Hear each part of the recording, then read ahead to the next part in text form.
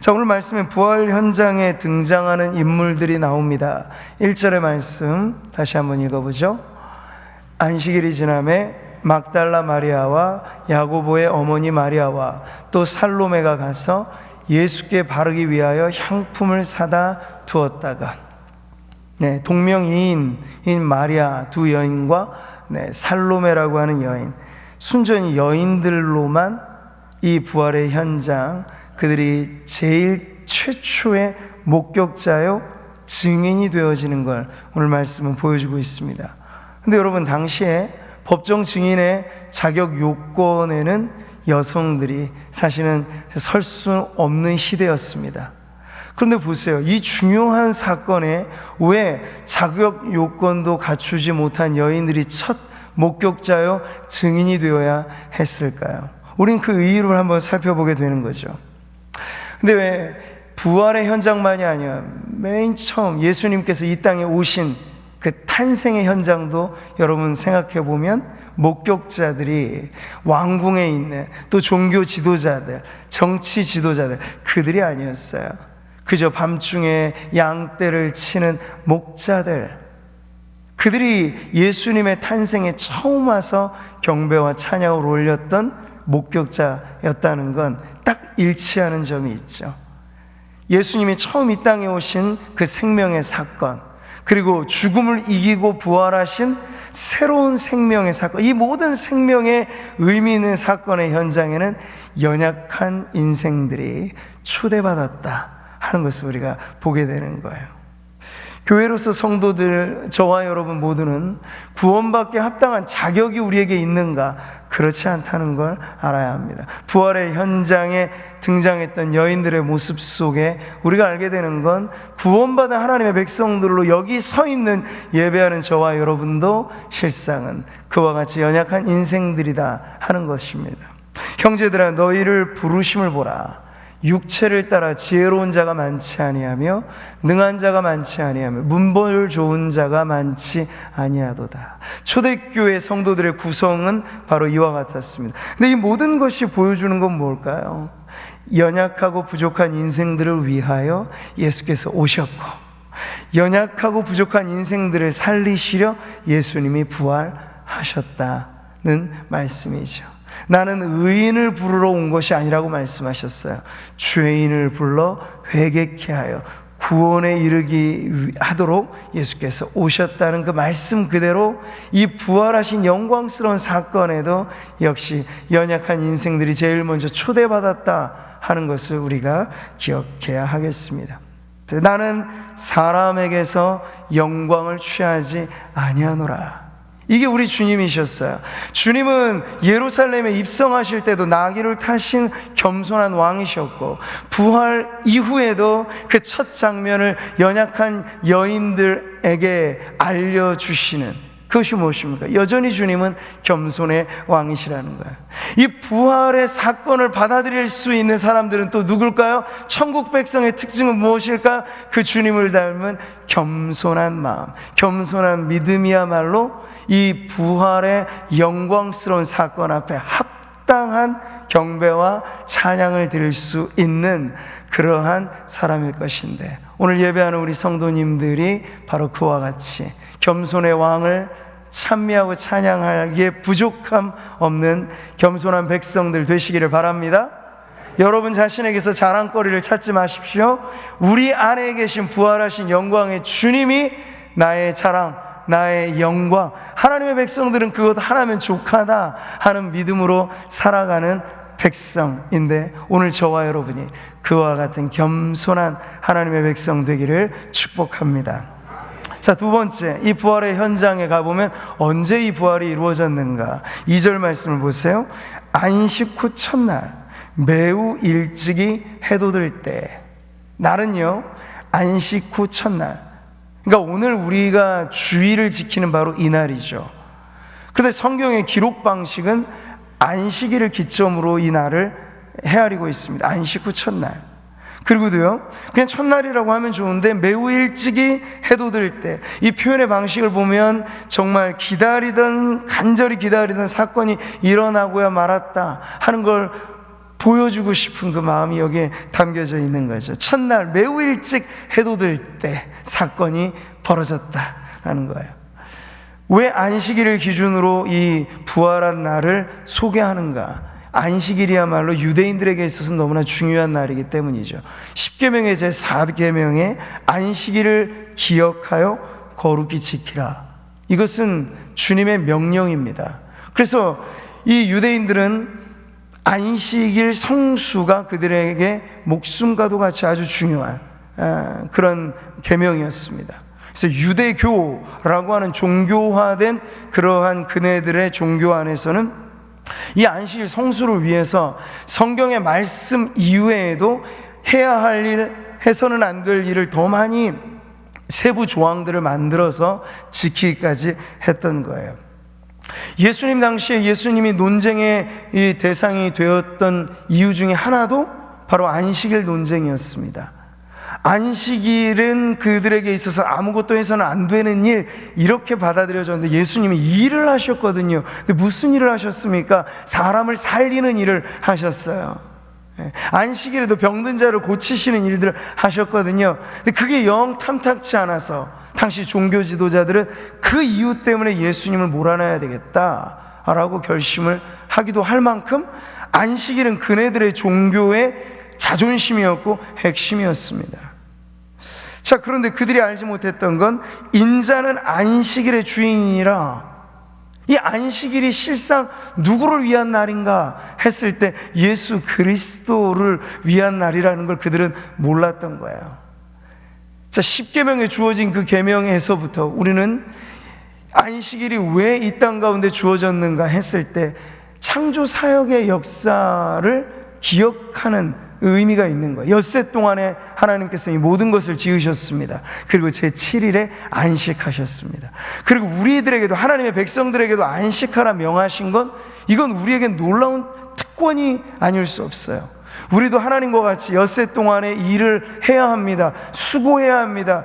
네, 그러나 안식일로 정하신 그날은 하나님도 쉬셨듯이 우리도 쉬라고 하는 쉼과 평안의 자리로의 초대가 바로 안식일 계명의 핵심이죠.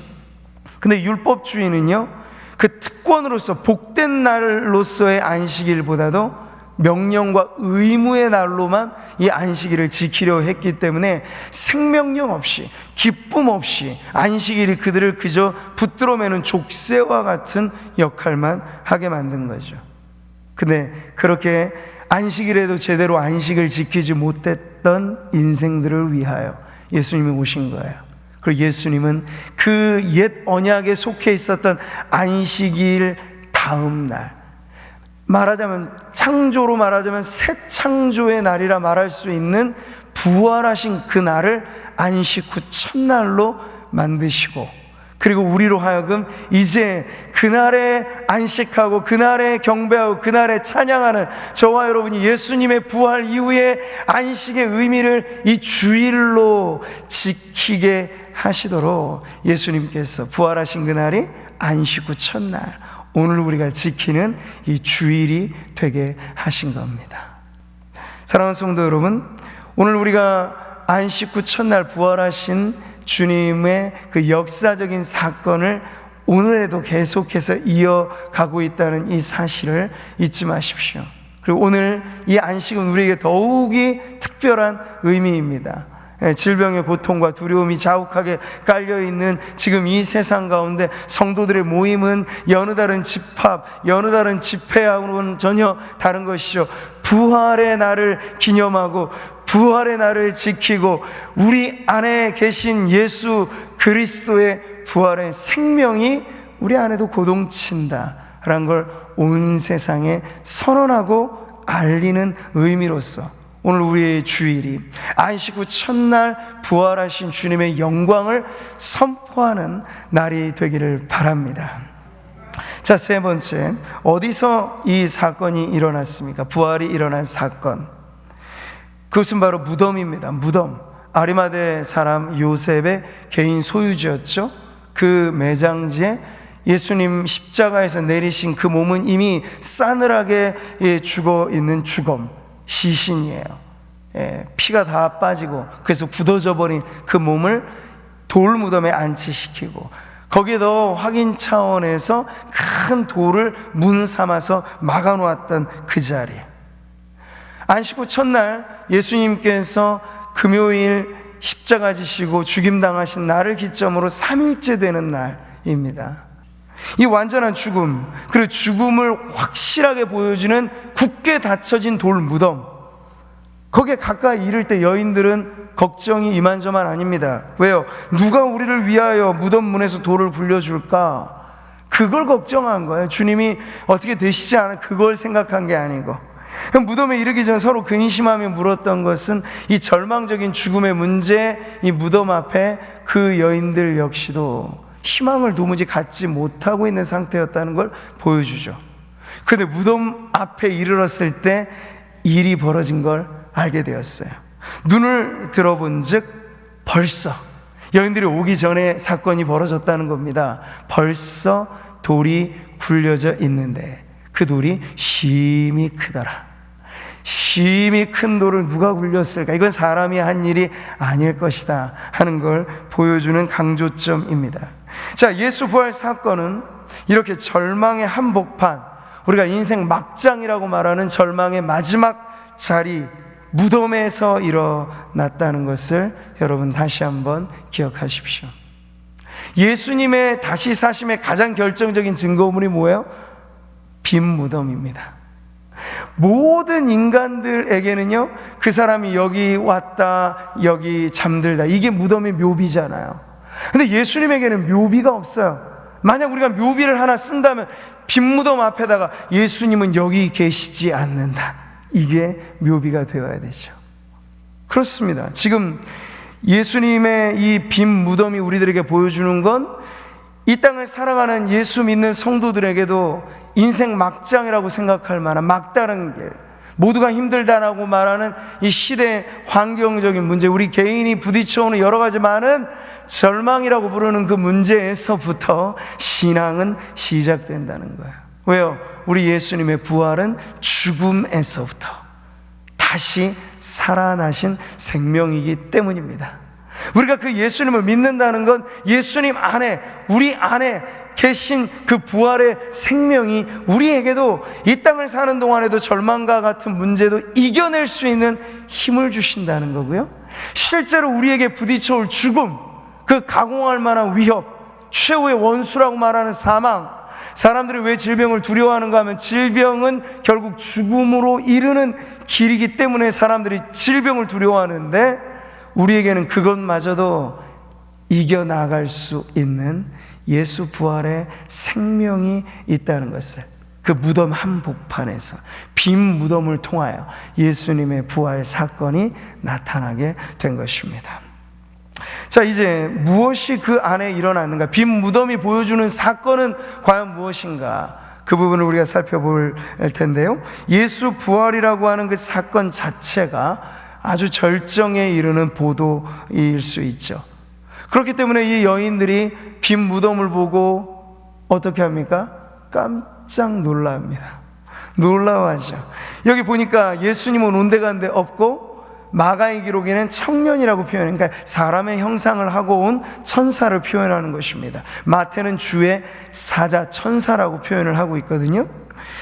보고자 했던 예수님은 안 계시고 마치 첫 탄생의 현장에 목자들에게 천사가 그 소식을 전해 주었듯이 새로운 생명으로 부활하신 주님의 이 복된 소식 역시도 주의 사자가 여인들에게 이 소식을 전해주는 장면이 보여지고 있는 거예요. 떡 벌어진 입으로 깜짝 놀라하고 있는 여인들에게 들려진 음성은 무엇입니까? 6절의 말씀 같이 한번 읽어보죠. 놀라지 말라, 너희가 십자가에 못 박히신 나사렛 예수를 찾는구나. 그가 살아나셨고 여기 계시지 아니하니라. 보라, 그를 두었던 곳이니라. 그들이 들었던 이 말, 놀라지 말라. 하지만 그녀들은 놀라지 않을 수 없는 거예요. 기적 중에 기적이 지금 일어났으니.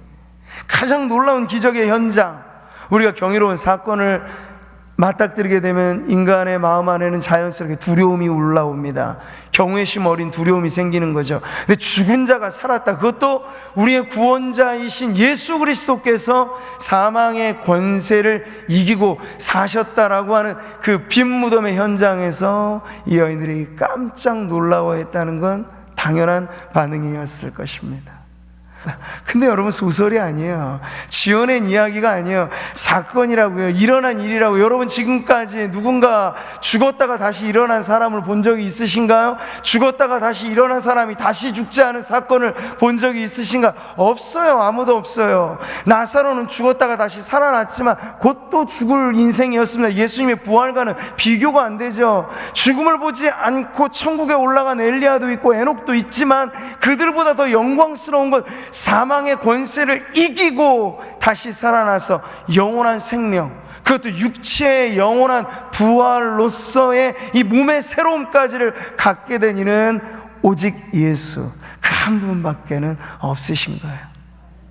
그러니 그 예수님을 바라보는 우리의 마음 가운데 매번 이 부활주일과 같은 주일을 지키며 예배한다는 것은, 현장에서 예배를 하거나 여러분 온라인으로 예배를 하더라도 예배하는 우리의 마음 가운데는 흥분이 사실은 떠나지 않는 거죠. 이날 누가 주인공입니까? 부활하신 주님이 주인공이 되시니까. 갖가지 많은 문제들, 절망들, 아픔들 우리 안에 있다 할지라도 그 주님 앞에 가지고 나오는 순간 그것은 아무런 문제가 되지 않는 것이에요.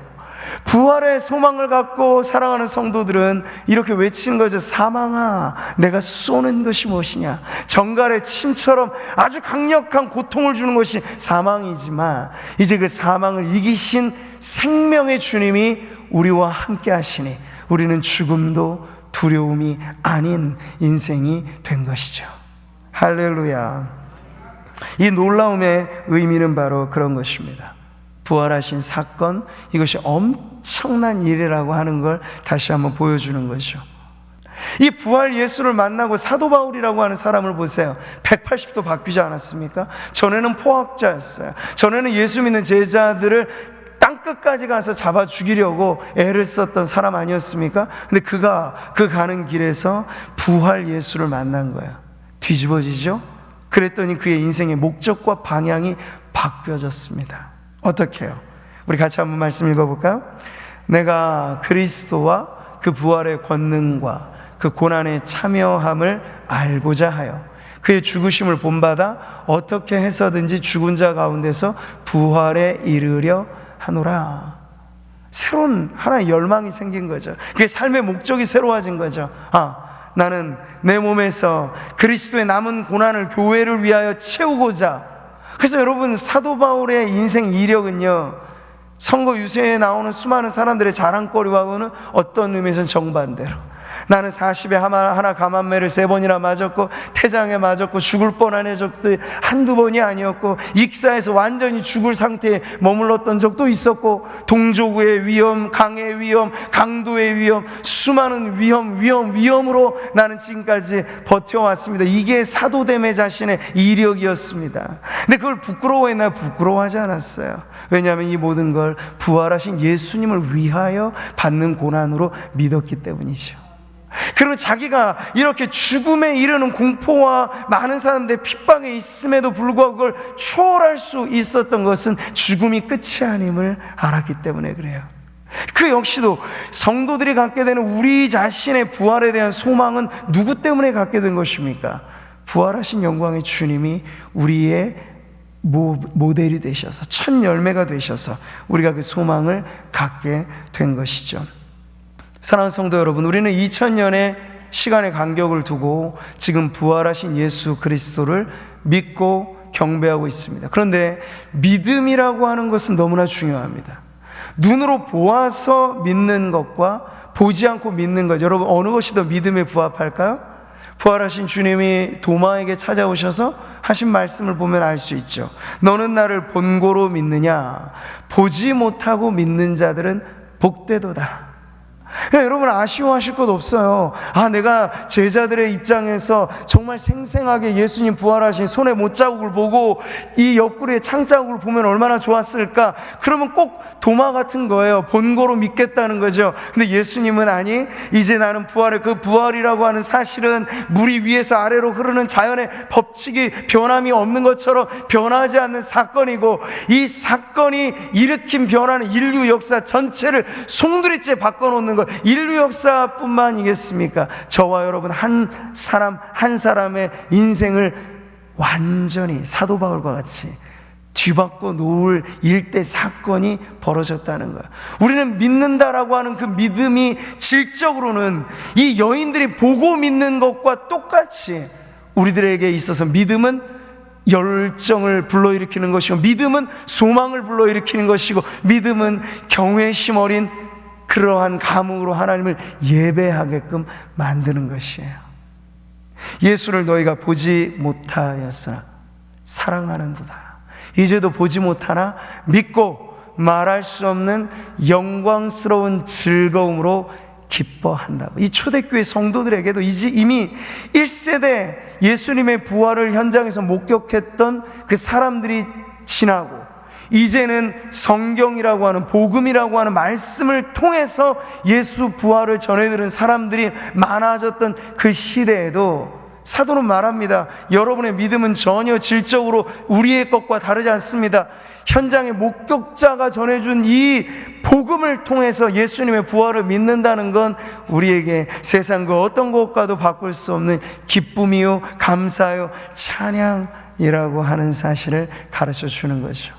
오늘 저와 여러분에게도 이 부활 사건에 대한 믿음이 이와 같은 기쁨을 전해주기를 바랍니다. 저와 여러분에게는 율법적인 안식일이 아니라 예수 생명이 고동치는 진정한 안식일, 평강과 은혜와 기쁨이 넘쳐나는 그런 복된 안식으로 우리를 초대하시려고 예수님께서 부활하신 줄 믿습니다. 사랑하는 성도 여러분, 오늘 이 부활절 예배는 우리에게 너무나 뜻깊은 자리, 지금도 개인과 사회와 국가와 전 세계가 모두가 어려워하고 염려하고 걱정이 태산 같은 이때 예수 믿는다는 건 여러분 어떤 것인가를 세상에 보여줄 수 있는 가장 좋은 기회이기도 합니다. 부활, 십자가만이 아니라 부활까지를 우리가 믿을 때 여러분 세상을 살리는 소망이 어디에 있습니까? 여기에 있잖아요. 왜 사람들이 두려워 떱니까? 질병 앞에, 죽음 앞에 부활 예수를 알지 못하기 때문이 아닌가요? 그들에게 우리가 예수 부활의 기쁜 소식을 전할 수 있다면, 코로나19라고 하는 전염병의 문제만이 아니라 더 심각한 문제, 죄라고 하는 바이러스에 전염되어 죄가 죄인 줄도 모르고 확진하느냐 알지 못하는 그 증상에 상관없이 죄의 삭은 사망이라 죽을 수밖에 없는 인생들, 한 번 죽는 것은 사람에게 정하신 것이고 그 이후에는 심판이 있게 될 텐데, 그 하나님의 심판 앞에 견딜 수 없는 죄인들에게 어서 속히 예수 믿고 부활 예수와 함께 새로운 삶을 삶으로써 죽어도 살겠고 다시 살게 되는 소망을 이 세상이 갖게 하는 데 있어서 오늘 저와 여러분이 부활하신 영광의 주님을 예배하면서 또 그 주님을 증거하면서 우리에게 있는 이 기쁨이 세상을 바꾸는 기쁨이 되고, 우리에게 있는 이 소망이 세상을 살리는 소망이 되도록 우리의 온 삶으로 온 마음으로 주님을 기뻐하며 찬양하는 오늘 이날 되시기를 바라고요. 앞으로 살아가는 모든 삶의 날들도 부활 예수와 함께 영광스러운 즐거움으로 살아가는 우리 모든 성도님들 되시기를 주님의 이름으로 축복합니다. 주만 바라보